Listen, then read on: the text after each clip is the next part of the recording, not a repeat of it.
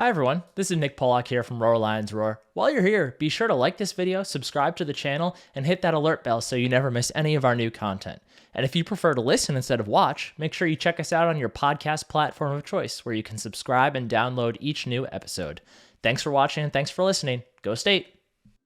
Hi, everyone. Welcome to this edition of Roar Lions Roar. I'm your host, Bill DeFilippo, joined today by my co-host, Matt Filipovitz. Matt, what should we talk about? Bill, I'm glad you asked. Trader Joe's has a new kind of like horseradish and chive chips. Trader Joe's not a sponsor, but they could be. But I got those today. They're there for a limited time, and they're going to get like a 7.5 out of 10 for me. So I think that's what the people came here to listen about. Yeah, I know you have a few food sensitivities, so I do apologize for asking this, but are you good with like corn, and are you good with like elote seasoning and that kind of thing? Yes, correct. I'm fine with that. Okay, have you ever had the Trader Joe's not a sponsor, but they could be elote Frito? Yeah, it could be. They're like elote. They're Fritos with like an elote seasoning on them. No, I haven't, but I bet those are awesome. They are my like. I don't go to Trader Joe's in large part because I will buy a bag of those and eat them over the course of an entire day. Like they are one of my favorite things in the entire world of like, just dumb empty calorie snacks. And speaking of empty calories, let's talk about speaking of things that are empty. Yeah. Yes. So little backstory to this episode of the pod. I wasn't able to go on Sunday night. Matt was able to go on Sunday night. We were planning on going on Monday evening to talk about Penn State losing to Michigan, obviously 24-15. We're going to spend a bit of time talking about that, obviously. But while we were making that plan to do that, I was at the bar. I was watching a little bit of soccer.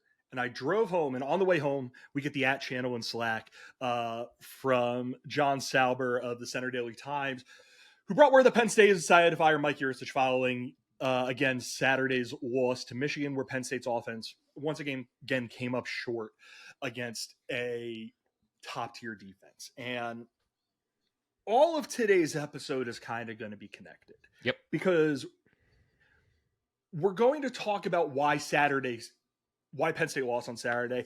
We're not going to do the full recap that we normally do. You guys don't need to hear that. We're going to spend a little bit of time on that. And then we're going to talk about Yurcich getting canned, where Penn State goes from here, that sort of thing. But I think we should start with Saturday, because I don't think you could tell the story of Penn State firing Mike Yurcich without talking about Saturday. And Matt, I know there are a bunch of stats that you have, a bunch of things that you accrued even before Yurcich got fired, to support that the case you were going to make when we recorded the Michigan recap, that it was time for Penn State to move on from Mike Yurcich. So I'll get out of your way. I will let you kind of run through those stats.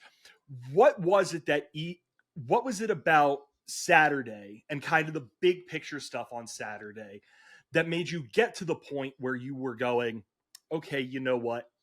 This might have run its course. Real quick, Bill. At 12:36 p.m. Central Time, I said in our Slack, I'm going to say fire Mike Yurcich on the pod, just so anyone who joins me knows what they're signing up for. And then at 12:56 in the Slack, you said, hey, Mike Yurcich got fired. So I have been thinking about this for the better part of a day now. And it comes back to two big stats for me. Number one is Penn State is 0-6 against Michigan and Ohio State under Mike Yurcich. They haven't been that in any run of offensive coordinators for Penn State. And what I mean by that is John Donovan went 0-4. He was canned. Let me get that stat back up in front of me. Hold on a second. I scrolled right by it. John Donovan, 0-4. Unfair given the sanctions, but still he went 0-4. Jomo went 2-2 against Michigan and Ohio State in his tenure. Ronnie went 1-3 against Michigan and Ohio State in his tenure. Kirk Shiraka went 1-1 in his 1-year COVID tenure. Yurcich went 0-6 without any of the COVID excuses, without any of the roster is depleted because of the sanctions excuses. He just was not up to par. And it's not the fact that they went 0-6 that really made me have this take. That's a big part of it. But in half of those games, they scored one offensive touchdown. Against Michigan in 2021, one offensive touchdown. Against Michigan in 2022, one offensive touchdown. Against Ohio State in 2023, one offensive touchdown. For all intents and purposes, it technically wasn't, but Penn State really only scored one touchdown while it mattered in the game last week, but I'm not going to count that. It's not part of that criteria. Penn State needed to make this move. It sucks. I wish it would have worked out. Penn State's in a very healthy spot as a program. But at the end of the day, you cannot go 0-6 in a 3-year period against the two teams you have made it clear you are trying to catch. It's not acceptable at this point of Penn State football. It's not acceptable for a guy who is as decorated as Mike Yurcich to turtle up in these kind of games. I give credit to James Franklin. He made the right call. It was time to make this call. We said back when he fired Shiraka, this was a big boy move. When he moved on from Shiraka to Yurcich. To go out there and end the longest tenure of an offensive coordinator of the James Franklin era, for Franklin to go out there and do that with 3 games to go, counting the bowl game, probably a New Year's 6 game, that tells me James Franklin knows that he is more or less out of excuses to not win these games. Go 2-4 in a 3-year stretch against them. I'm fine with that. Again, that's kind of out the window with the expansion and with the, with the no more Big Ten East, but whatever. This was a move that had to be made. I'm glad they made it. And now I'm fascinated to see what the next era of Penn State football looks like, because this one under Yurcich was, I'd say, a B-. But again, if you're going to get over this hump and if you're going to take advantage of the kind of talent you have been able to accrue, you need an A offensive coordinator at this point. Yeah, I think, I'm not going to get into like all the reasons why I think those stats are a little, I don't want to say misleading. I don't want to say tricky or anything like that. Like, I think it's, I think that the, how do I phrase it? If Mike Yurcich was going up against the same Michigan program that John Donovan or Ricky Ronnie or Kirk Shiraka went up against, I don't think he's losing all of them. Oh, but agreed. I don't necessarily think those like big picture long-term stats are necessarily correct, but it's worth like judging him against that. But I think you have to make your decisions. It's very easy for us as fans to sit here and say the results weren't what we wanted them to be. As a result, something needs to happen, because I am a big believer in process. And this is where I think it's good to jump into the Michigan game and talk about what kind of happened in the Michigan game, what went wrong for Penn State's offense in the Michigan game. I'm a big believer in good process. And if your process is good, I generally believe over a long enough period of time, the results will come. And what stuck out to me about yesterday, Matt, a 24-15 Michigan win over Penn State, where it was a very weird game for Penn State's defense. And maybe we'll sprinkle in a little bit of talk about Penn State's defense in this, but Penn State's offense, 238 total yards, 74 passing yards, 164 rushing yards, 17 first downs, 4 for 14 on third down. 2 for 3 on fourth down with the dumbest play I've ever seen and the most fun play I've seen, the Aller catch. I think Penn State's process in these sorts of games is the problem. And I think we saw that again yesterday, because whatever process they are doing to get Drew Aller ready for these games is clearly not working. Drew Aller was terrible yesterday. Mm-hmm. And obviously a big portion of that was on Mike Yurcich and how he prepared him and how he called a game for him. But just generally the kid was not good enough. And I think that has to be recognized here. The thing that was good enough was Penn State's rushing attack, particularly when Katron Allen was in. Allen had 12 carries, 72 yards, 6 yards a carry. Nick Singleton, 13, 43, 3.3. 12 carries isn't nearly enough. Not nearly enough for Katron Allen. The play calling was off. The use of the personnel was off. All these sorts of things were just off, Matt.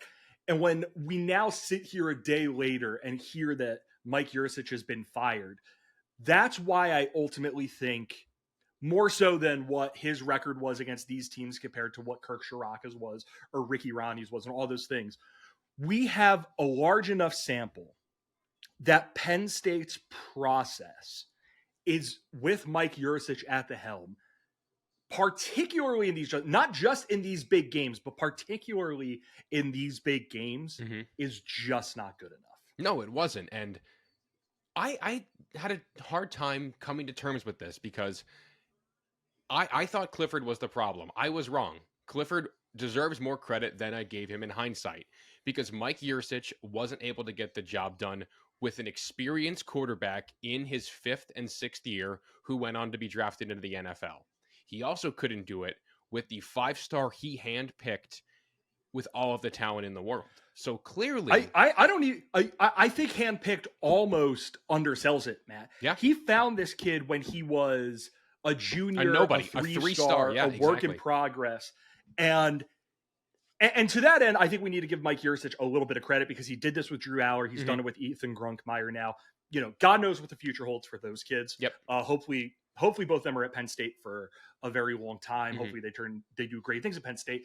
But like that's the one place where I think you need to give Mike Yurcich credit. Yeah. He could identify quarterback talent. He could identify quarterback talent early, but once Aller specifically got on campus, it just has not been good enough. No, it hasn't been. It has not been up to par. Going back to the Michigan game, the process, and that's a great word, Bill. And I know you're a big process guy, and I appreciate that. And that's the best way, I think, to describe what went wrong. The game plan looked broken.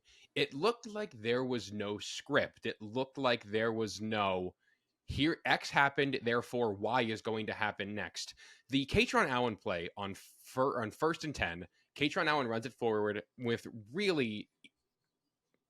with ease, basically. Nobody really touched him until he was 4 yards down the field. He fought for 5 more. After that, you run a weird screen pass to Malik Mega. I get that Aller checked it. I know that's what Franklin said after the game. There has to be certain calls where this worked once. Like, we're going to try it again on 2nd and 1. Like, I think that process was just bad. It's not good enough. Aller is not good enough right now. And I came into this season saying I expected Aller to be 5% better than Sean Clifford. Frankly, he hasn't been. That's disappointing. That's hard to swallow. And that's on, in my opinion, Mike Yurcich not putting him in the position to succeed. The game plans are broken. Aller hasn't been good enough. Both are true, but in your 3rd year as offensive coordinator, when you have already scored 1 offensive touchdown in half of your games against the Big Two, and you go out there and you put together that performance, that tells me we're not taking steps in the right direction. And again, I think it was the right call for Franklin to make this move. And the Michigan game, I think, marks a really pivotal turning point in how James Franklin views the future of Penn State. In that, if they're going to make the move, they're going to have to make the move now with the 12-team playoff on the horizon. I thought they were going to be able to turn the corner this year. I was the guy saying window year for the better part, or over a year at this point, that this was going to be the year. They missed it. They choked it. Franklin, I think, understands that, and he made a move accordingly. I think this wasn't reactionary or an emotional decision. I think after the Ohio State game, this started going into process, and I think it's a good decision to move on, especially after you just get pretty much embarrassed by a Michigan team that had no respect for you in one entire aspect of the game. Sorry, I have Red Zone on in the background, and George Kittle just ran a wheel route and made a play and was able to catch and run for 40 yards for a touchdown. I'm like, boy, it seems nice to use your tight ends in ways that take advantage of their skill sets. It's an interesting concept. Wow, Bill Filippo confirmed once more Iowa football offense in the Penn State offense confirmed. Listen, if there's one thing that Iowa knows, it's tight end play. That's and true. If there's one thing that I think Penn State would maybe have liked to have a little bit more of one of Mike Yurcich, it's just tight end play. You're not wrong. Yeah. So let's talk about the Michigan game for a minute here. And I want to ask you just kind of one broad question, Matt. At any point, did you feel like Penn State, once the game started, did you feel like Penn State had a chance to win this football game? Oh, for sure. When you score first, I think you always put yourself in a really good position. I thought that series was really, really strong to kick things off. I don't love the 3rd down fade to Dante Cephas against Michigan's tallest corner. Again, that was a play for second down. Yeah, I don't get that. Like, you look at the plays that have worked for Penn State in that red zone, in that area of the red zone. It's been the Khalil Dinkins take forever to develop. It's been multiple reads, Tyler Warren in the back of the end zone. Like, there have been those kind of plays. Dante Cephas has had one good game as a Power 5 football player. And to throw that ball, I think that killed our momentum. But in that moment, I thought Penn State had a shot. When Penn State put together a really great drive where Drew Aller ran the football really effectively and scored with not much time left in the half, I thought, that's great. They're figuring things out. And I think you said, Bill, it was starting to feel like the 2016 Ohio State game, and then things just got away from them.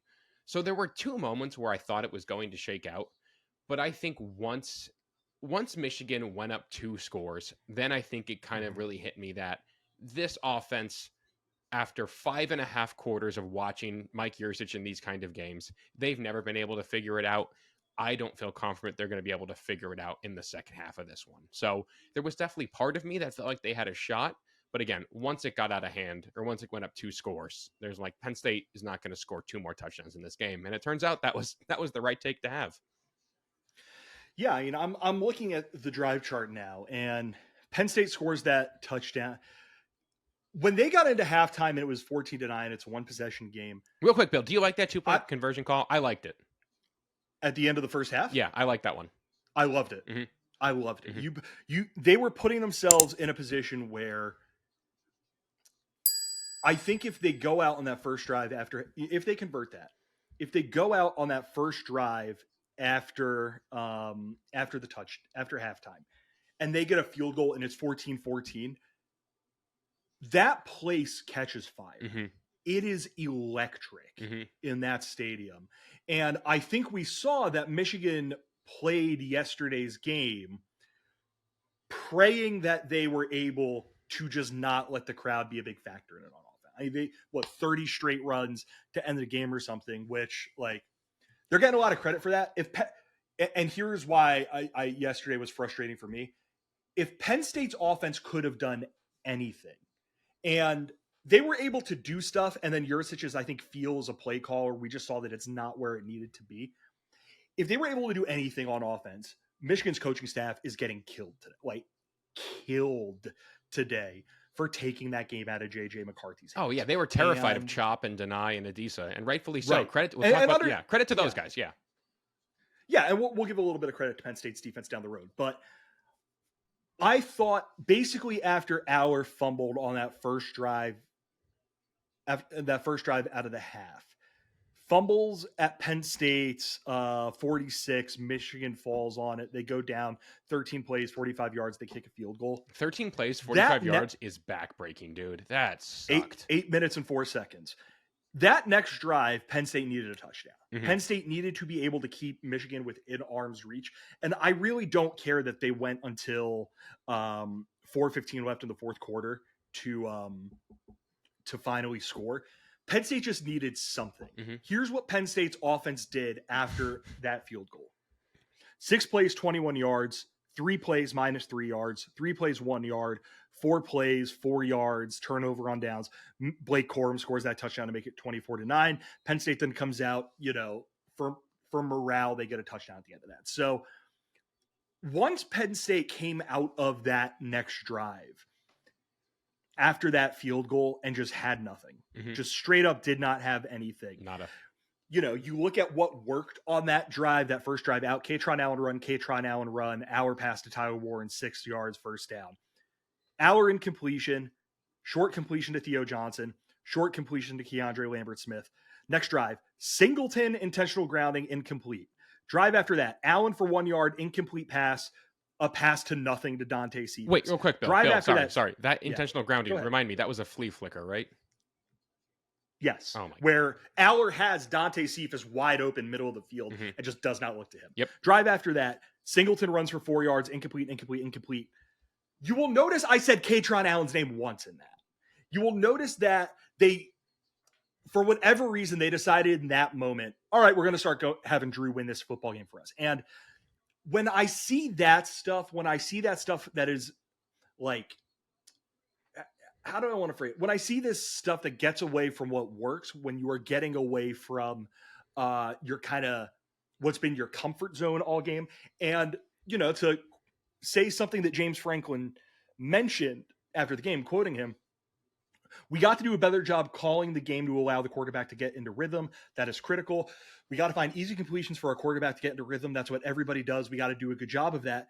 They didn't do that at all. No, I didn't. There was nothing there. And when you're not doing that, mixed with you're not running the football, mixed with the way you are having your quarterback do things is just not working.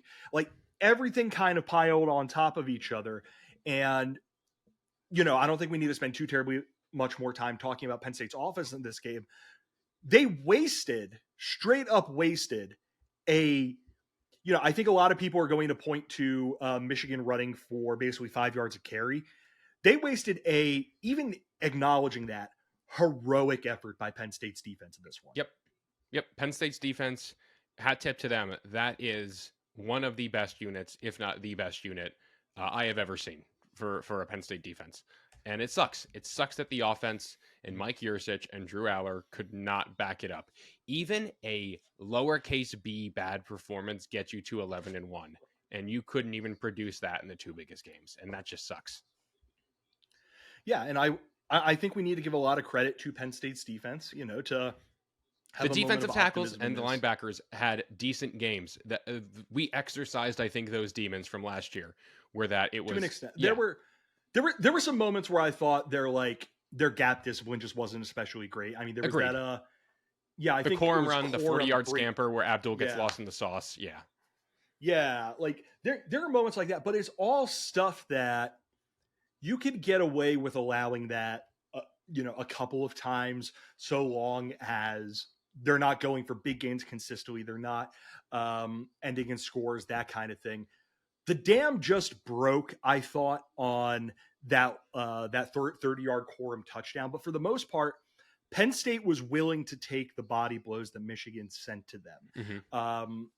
Penn State's pass rush early in the game, there's the reason, I think a lot of people are going to sit here and say, well, the reason that that Michigan ran it so much was because Penn State couldn't stop them, blah, blah, blah, all this. The reason Michigan ran it so much is because if they needed J.J. McCarthy to drop back, odds were that right tackle of theirs was getting cooked by someone along Penn State's defensive line. Dennis Sutton had the only sack of the game. I think there was Adisa Isaac or Chop. Yeah, one of Adisa Isaac or Chop Robinson had the other moment where they get into the backfield and really pressure and speed him up. Mm-hmm. Michigan could not call that game in such a way that J.J. McCarthy could win it for them. Mm-hmm. Because of Penn State's defense. And Penn State's defense took 46 body blows that went for 227 yards, 4.9 yards per carry, and 3 scores. That's not bad. And I predicted in the lead up to the game that Michigan would score 28 or 31 points. They scored 24. It was everything Penn State's defense needed to do. Mm-hmm. And part of the reason Mike Yurcich is not here right now is because everything, and maybe even then some, that Penn State's defense did, they had no way to take advantage of it. You know what I think Penn State's defense did? Maybe just on like a national scale. What's that? I think they won Michael Penix the Heisman. I think they took McCarthy out of the I think they took McCarthy out of the race with that performance. I think they might. I mean, if you want to go down that road, you should probably. Have you seen the game that Jaden Daniels had last night yet? Yeah, that's a great call too. I just think the Penix story is going to be really cool. Like, Heisman's just. We'll talk about it. We don't have to talk about it very much, but I think with how McCarthy played, or the way Michigan had to have McCarthy play, just as a big hat tip and a major sign of respect to the Penn State defense. And I hope Manny sticks around. I do want him to get a head coaching job because I think he would be great at it. But selfishly, I hope he sticks around for Penn State for one more year at least. Yeah. Any final thoughts that you want to say about the game yesterday? Any players you want to shout out? Chop had a great game. Devon Ellies, I think, really had a solid game. Dennis Sutton is becoming a superstar right before our eyes. And Adisa Isaac, I'm really happy. I think has played his way into maybe even a late day 2 NFL draft pick. So major credit to those guys. I think that's a really cool story. That's nobody on the offense I really don't think deserves any kind of or warrants any kind of praise. Yeah. Adisa Isaac 3, tackles for loss, Dennis Sutton 2. Good games for the two of them. I want to shout out just quick moments of praise for two guys on the offense. One, Katron Allen just keeps like doing this. Katron Allen is Penn State's number one running back. I actually had a person I know who's a Michigan State fan say, Bill, am I insane for thinking that Katron Allen should be 66-33 the split? And I said, yeah, it should be 70-30. Yeah. Like Katron Allen needs to be Penn State's right. And, Jawan Sider is going to be their main play caller. I'm dying to see what that looks like. I hope that leads to Allen getting a ton of run. And then the other guy I want to shout out, it's for one moment, but Caden Saunders, his one reception. Yeah. Of the game. Good call, Bill. I don't want to. Aller's radar was just off all day. Missing a little bit this way, missing a little bit that way, blah, blah, blah, blah, blah. Not the game that you wanted to see, that he needed to have by any stretch of the imagination. And on that touchdown drive, Penn State is facing a 4th and 6 from Michigan's 37. Aller misses Caden Saunders. Aller does not throw that ball where it has to be. And Caden Saunders sticks his arm out and makes a play. And that's just something I've wanted to see all season from literally anyone on Penn State's receiving corps. Someone make a play. Someone bail your quarterback out. And, that drive ends in points, which is really great. More of that would have been nice. More guys being able to go out there and make plays would have been nice. But it would have been nice all season. And we'll talk about why that's part of the reason why Yurcich got canned. Riley Thompson. Riley Thompson punted well, too. Credit to him. Yeah, Riley Thompson's he's been consistently great for Penn State this season. I'm really glad him and Alex Falcons made us one field goal. Both of those guys have the big concern for Penn State was answered by those two, and I think just all credit to them. Real quick, let's make ourselves a little bit money and shout out Home Field Apparel. Home Field, a longtime sponsor of the podcast. Yesterday I was wearing my Home Field hoodie. I was wearing a Home Field t-shirt. My closet is just Home Field on Home Field, nice. Primarily with Penn State stuff. Matt, did you have any Home Field on yesterday during the game? I did my Saturday morning grocery store run. I'm making, I got myself a New York Times cooking subscription, so I'm making myself a new meal from that every Monday. So I got what I needed from my local Jewel-Osco, not a sponsor, but they could be. And I was rocking my Take Me to Happy Valley Home Field crew neck in the grocery store on Saturday morning. What's the recipe that you're making tomorrow? Well, I'm glad you asked. I am going to be going ahead and I'm going to make, hold on, let me pull it up. This is a phenomenal ad read. Thank you, Connor, for sponsoring our podcast. I really appreciate you. It's crisp gnocchi with sausage and peas is the recipe for Monday. Nice. So yeah, excited about it. Yeah, as you should be. And we're obviously, being excited about things, we're excited that Home Field has sponsored the pod from the beginning, has continued to sponsor the pod, been a really great partner for us in having this podcast. And if you're a Penn State fan who wants to get some Penn State gear, if you're a Penn State fan who went to another school and wants to get it for your alma mater, if you want to just get stuff from another school, maybe the holidays are coming around, maybe you want to pick something up and you've never purchased anything from Home Field Apparel before, use the promo code RLR23 for 15% off of your first order. Again, for first-time customers, use the promo code RLR23 for 15% off of your first order. As always, thank you to Home Field Apparel for sponsoring the podcast. Maybe you're in Akron, Ohio, and you're going to be coming to State College, Pennsylvania very soon. They have both Akron Zips and Nittany Lion gear. Well, let's now. How about that for a segue? That'll come up momentarily. Let's talk about Mike Yurcich getting fired. James Franklin released the statement today. We want to thank Mike for his contributions over the last 3 years, but feel it is in our program's best interest to make a change at this time.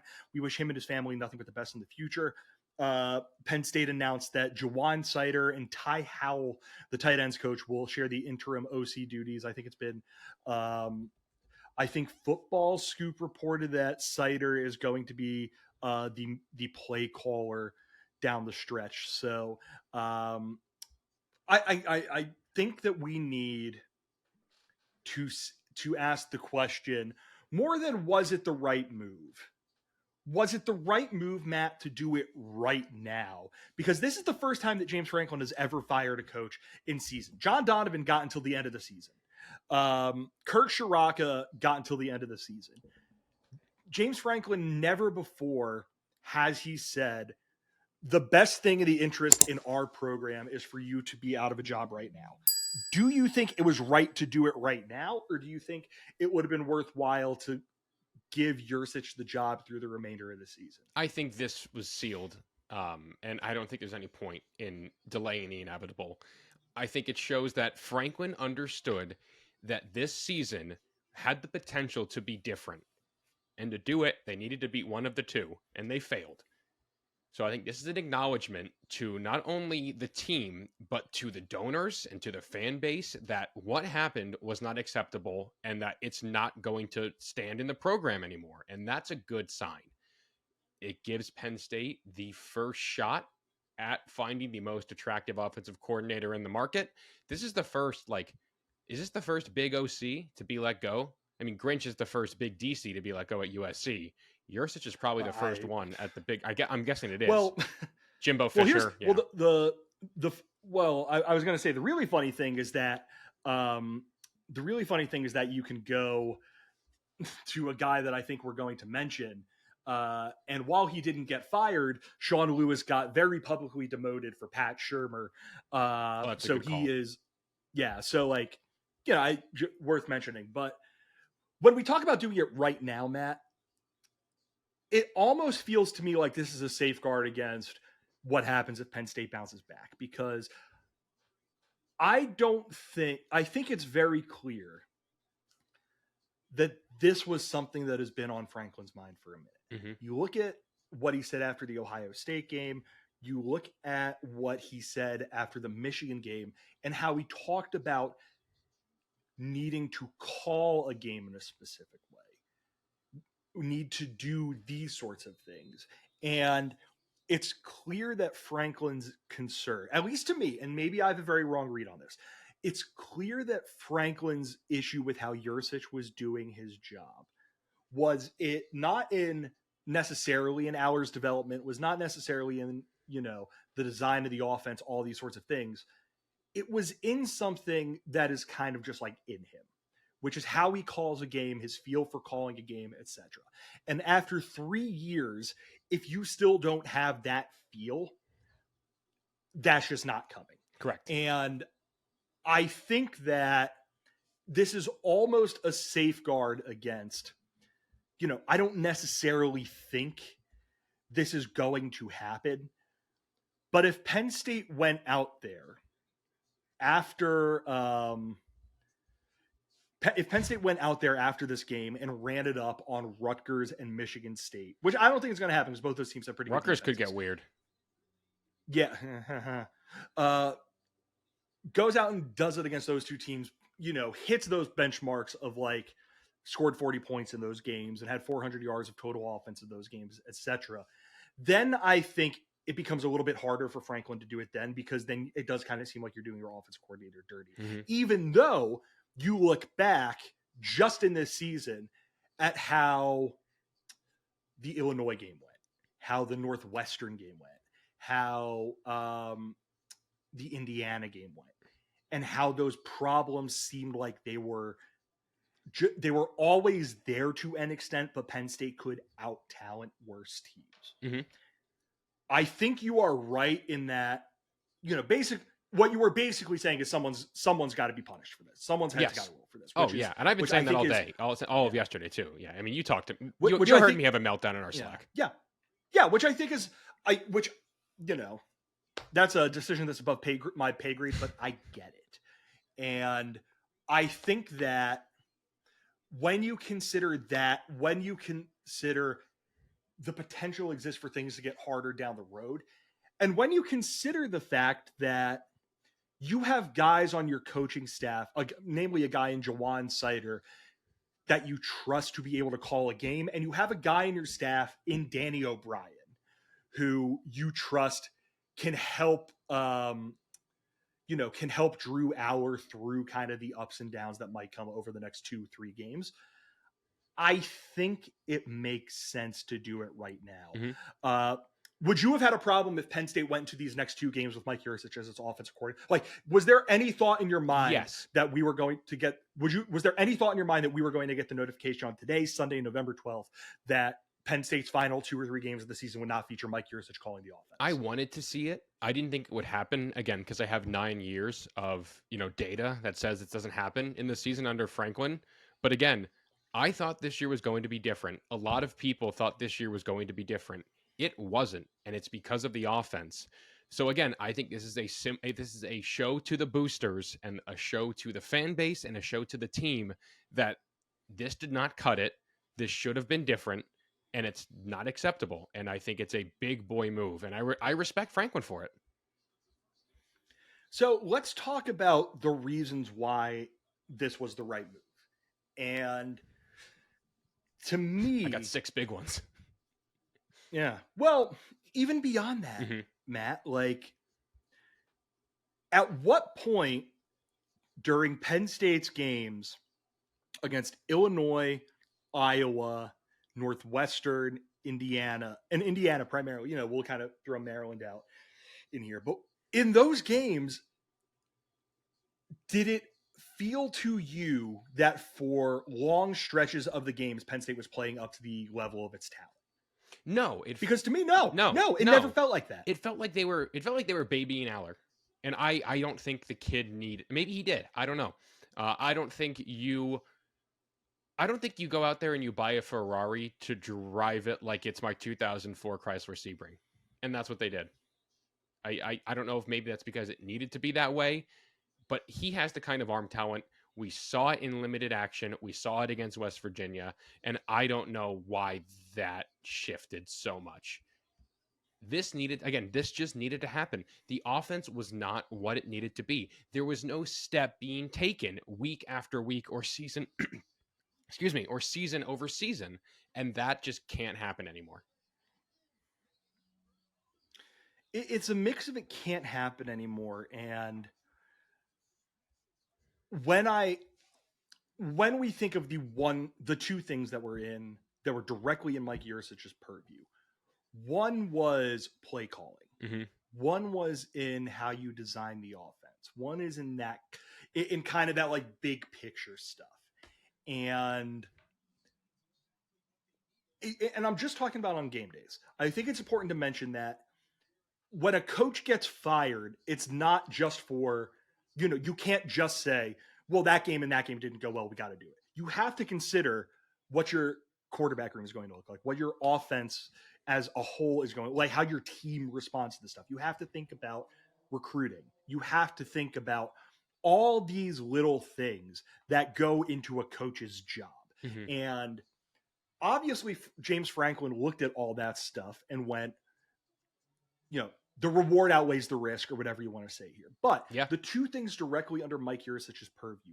One, you need the way that you call these games, the way that you prepare the offense, the way this. And with the lulls that we saw in Penn State's offense, with the parts of Penn State's offense that never felt like they were being used to the best of their ability, all these sorts of things, he came up short. Then when you look at the one specific player, the one specific guy, the one specific whatever that fell under his purview in Drew Aller, his flaws as a player are his flaws as a player. He's not always the most accurate dude. He, I think he gets sped up and rushed and nervous in the foxhole, for, to kind of explain it, in the speed of the game. But it never seemed like Mike Yurcich did a good enough job putting Drew in positions. And this goes back to what Franklin said about how we call games, putting Drew in positions where he can maybe get past his nerves. And to me, with how much is vested in Drew Aller specifically, with how important Drew Aller is to this team, to next year's team, and to how people are going to talk about Penn State football because of his recruiting ranking, whether or not that is fair, not my decision to make. That's a different conversation. If all that stuff fails, Matt, then you got to do something. Yep. And I think that we are seeing that Penn State is doing something pretty big, pretty bold. But at the same time, like, there's no guarantee that the next guy is going to be better, which now puts a ton of pressure on James Franklin to get this right. And listen, Penn State historically is a 10-2 ceiling program. The seasons that have been better than that are like 5 outliers. So I think whoever they bring in with the level of talent they've accumulated can get to 10-2 on a like 3 out of 5 year basis. I think that. Well, I'm going to push back against that sure. a tiny bit just because of how the Big Ten is going to be. Right. Yeah. Now it's a whole different. Yeah. I haven't really decided how I want to handle like viewing success in the 12-team world. I need like an off season to process that. To be fair, which you're going to hate that I'm saying this. We need like 2 years to process. Oh yeah. 2 or 3 years. We need to reevaluate so, like, what success. I don't want to like put necessarily a record on it because I really do think we're about to get to the point where a lot of people are going to be really confused. You know, like, you're one of these people. We have other friends who are like this, who are like, it's terrible that two lost teams are going to start making the playoff.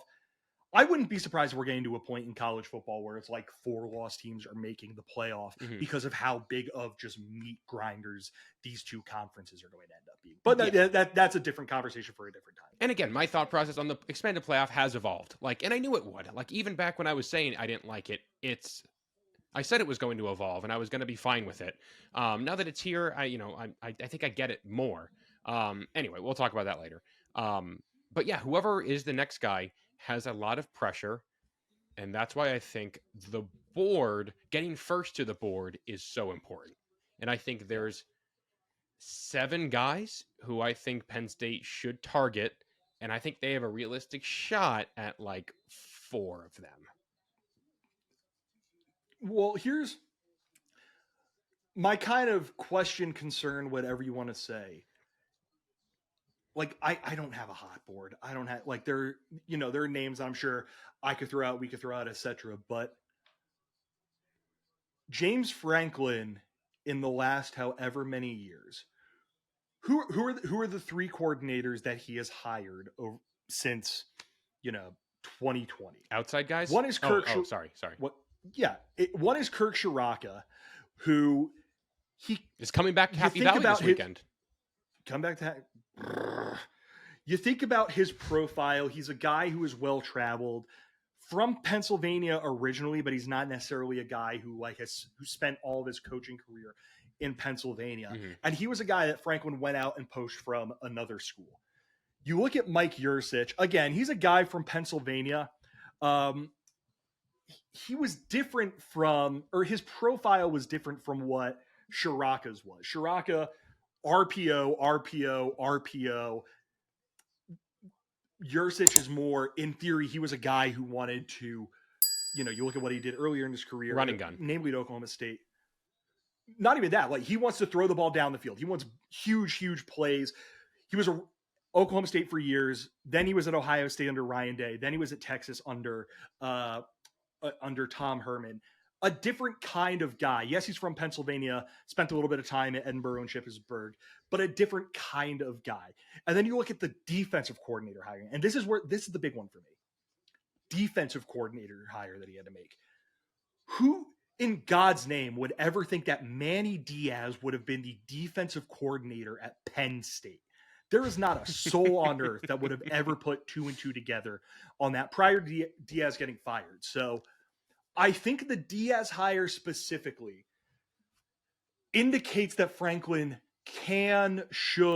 will be willing to cast a wider net. And that's where we get, to me, like, if a head coach gets fired, but his offenses have been good, if a offensive coordinator at a really good school is available to leave and has a track record of success, if it's a guy from the NFL, if it's this or this or this or this, Franklin should be willing to cast as wide of a net as possible. Like, I was actually thinking about this last night. I legitimately said, boy, I really would love it if Franklin would go out and try and hire the pass game coordinator from the Los Angeles Rams totally out of the blue, totally out of left field, probably not going to happen.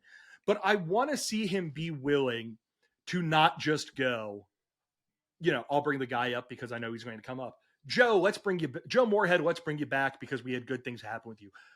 I want to see him make a hire that serves as big of a statement of intent as firing Mike Yurcich at this point. Yeah.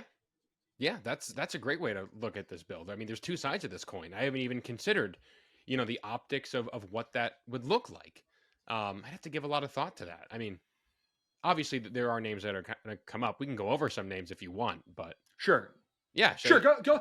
Like in an ideal world, who was the first call James Franklin is making for you? Andy Ludwig at Utah. Okay. At Utah. That's the first call for me. I think he is a guy who has run a very unique offense. I think teams go through hell playing Utah. I think he's found a way to right the ship with a backup quarterback, and I like his offense. I think Notre Dame wanted him for a reason. I think Penn State is prepared to shell out a bag if they need to for Ludwig. That's number one for me. Has to be prepared to shell out a bag. Oh, for sure.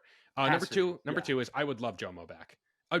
Bill, you and I have talked to Joe Moorhead in our time when we were at Written Medium. He is one of the nicest guys I think I've ever spoken to in the coaching profession. I don't know about you. I mean, I know you and him had lunch weirdly one time by accident, kind of. Yeah. Is that right? Yeah. Yeah. That's a story for another time, but yes. Yeah. Joe Moorhead, I think, would do a great job here. I think he is a guy who is in a really tough spot, and I think he would do really well in this role and would be happy here for a long time. Joe Brady, I don't know if you can do a reclamation project here after what just happened. That's the thing with Joe Brady. I don't think it'll happen, but Sean Lewis would be interesting. Again, I think that guy's destined to be a Power 5 head coach in the next 5 years, so we'll see what happens there. This is a wild card, Bill. It's not going to happen, but I thought about it. Mark Whipple. Guy who was cast out by Pat Nard. He's 66 years old. Like that at some point, do you really want to build this back up? He's been out of coaching for a year by now, but his son Austin was a quarterback at Penn State like a decade ago. Tiny connection there. I don't think that one's going to happen. But that would be pretty funny if the offensive coordinator who brought Pitt to unparalleled heights comes back to Pennsylvania because Narduzzi hated scoring. Those are like the big ones that I've really thought about. I mean, Tyler Bowen, Virginia Tech's being 5-5 is a triumph. Shout out to Brent Pry and that staff. I don't think Tebow's ready for this job. Yeah, and then it's probably going to be somebody I'm not even thinking about just yet. But Ludwig and Moorhead, I think, are the two big ones for me. Yeah, and I mentioned it to you. I tweeted this out. I just have so much concern about how, it has like a last chance saloon feeling with Penn State hiring back Joe Moorhead. And it's one of those things where if he weren't able to get Penn State to the heights, because that's the thing. If you were hiring him, I think it is because you know what it looks like at its very best. And if Penn State can't get back to that very best, where they were, I think in 2017, they were like 5th in offensive SP+, then I think you're in a spot where it's like, oof, boy, James Franklin tried to get the band back together, and it turns out everyone forgot how to play their instruments. Well, Bill, but by that time, it's probably going to be what? If it goes that way, it'll be year 13 or 14 for James Franklin. Would he even still be here if it's not working out at that point? That's one of those things we can't about, project like, that. How college football is going to be looking like. I just can't fathom that. The kind of funny thing of that is that like Joe Brady is a guy that I'd be very interested in them calling up. His play calling experience is in the NFL on a Carolina Panthers team that wasn't particularly great. The way he built up the passing game at LSU, the way he was able to communicate with Joe Burrow and help him get to the highs he was at, didn't call plays there, which again is my concern. He's not in a position now as the offense coordinator of the of the Buffalo Bills, or the quarterback coach of the Buffalo Bills, where he's calling plays. And considering the problems that Mike Yurcich had, one of the big ones was his struggle to have a good feel for being an offense coordinator in games. That's where my concern comes in. I am very interested in the idea of Sean Lewis. I thought Penn State Deion guy. Penn Sanders State played Kent State a handful of times. Kent State, he played at Wisconsin, coached at Bowling Green before he came down to Happy Valley. I think we need to figure out, and by we, I mean someone who isn't us, need to figure out why exactly Deion Sanders demoted him. Mm-hmm. Because if it is that Deion is just like not that great of a coach, his feel for these sorts of things is a little bit off. If it's that there was a major philosophical, I've seen people speculate Sean Lewis probably wanted to run the ball more. Deion wanted to keep the ball in his quarterback, who also happens to be his son's hands. Blah, blah, like if that's the case, that makes sense. Yes. Like then I think Sean Lewis is a guy you call up and look at and see what you can get out of him. If it is because there is actually something not good about Sean Lewis as an offensive coordinator, play caller, I think that changes things up considerably. You have to reconsider whether or not he would be a good candidate for this position. Like I mentioned, I would love it if they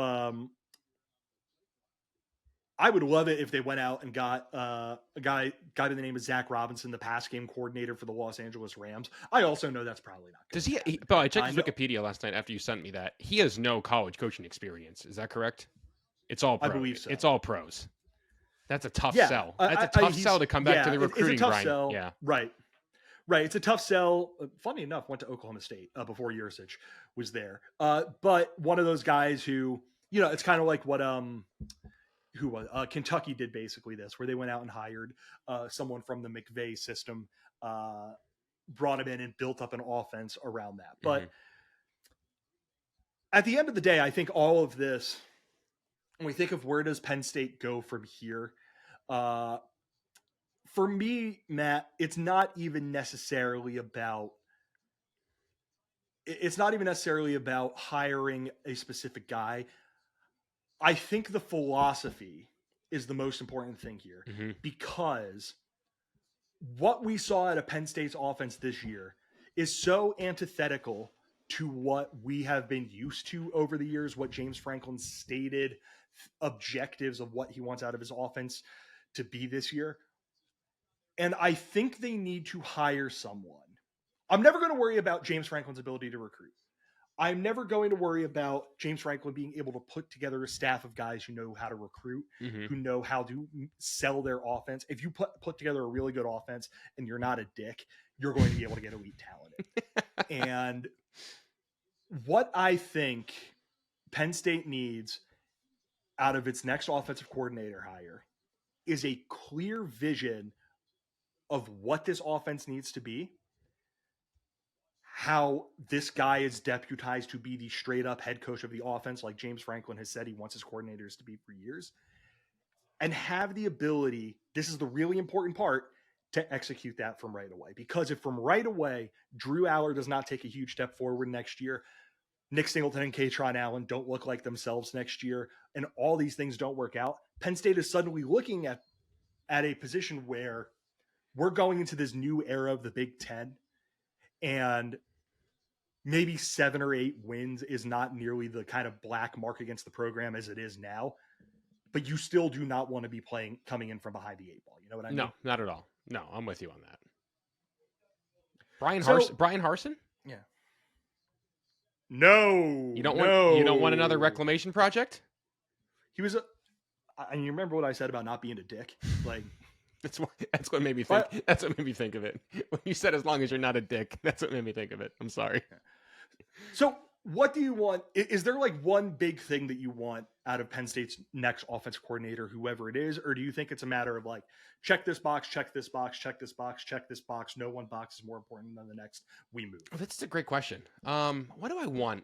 The perfect Penn State offensive coordinator to me, I think, understands the strength of the team and doesn't chase balance for balance's sake.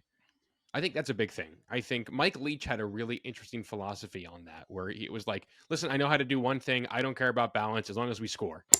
I think that's this obsession with balance, I think, is overrated. That may be more of a Franklin thing. And I hope whoever comes in, Franklin trusts enough to let him be the head coach of the offense, like he lets Manny Diaz be the head coach of the defense. And that's why I think Ludwig and Moorhead are two guys who have earned enough respect in their field to be that guy. So that's where I'm falling on that front. Yeah, that makes a lot of sense. And like, let's be honest. Like, Penn State has 1 year to prove that Drew Aller can be the guy that they think. You know, you look at those stars that he got as a recruit. You look at the comps that he got as a recruit. You look at what he has shown he could do at his very best. And I did not think he was going to be as good this year as I think you thought he was going to be. I also didn't think he was going to be this bad. I did not think he was going to be a guy who didn't have it between the ears and, you know, just didn't seem to have the heart. The number of times this season that I have seen Drew Aller do things that make me think, I wish Sean Clifford was still here because he just had a level of dog in him that I don't think Drew has, is like concerning. You need an offensive coordinator who could tap into that talent, get him to a good place between the ears, and basically get to a point where he has that level of confidence. Mm-hmm. He has that level of belief that we just have not seen. And I don't know who it's going to be. I'm going to go out on a limb and assume that the person that Franklin hires is going to be his quarterback's coach at the same time. So he's going to be working very closely with Drew. But you need to hire someone who takes Drew Aller and turns him into a diamond. And then after him, assuming that, you know, Penn State ends up keeping him, a guy like Ethan Grunkmeyer, Or a Bo, guy like or Bo, a guy like whoever comes after them. You need a guy who is not going to make us think, ooh, they're just leaving. They're just not doing right by this quarterback, because not doing right by your quarterback is a death knell. Mm-hmm. Agreed. What's the timeline? Do you think Sider's going to get a fair shake at it? Or I don't think they're going to give it to somebody without the previous OC tag. But I think, like, could it be before the end of the regular season in the next 2 weeks? That's tough. It's tough because everyone's still playing. Listen, my guess, my hunch, not based on anything, just, you know, just kind of assuming how these things work. A lot of feelers are going to be put out between now and then.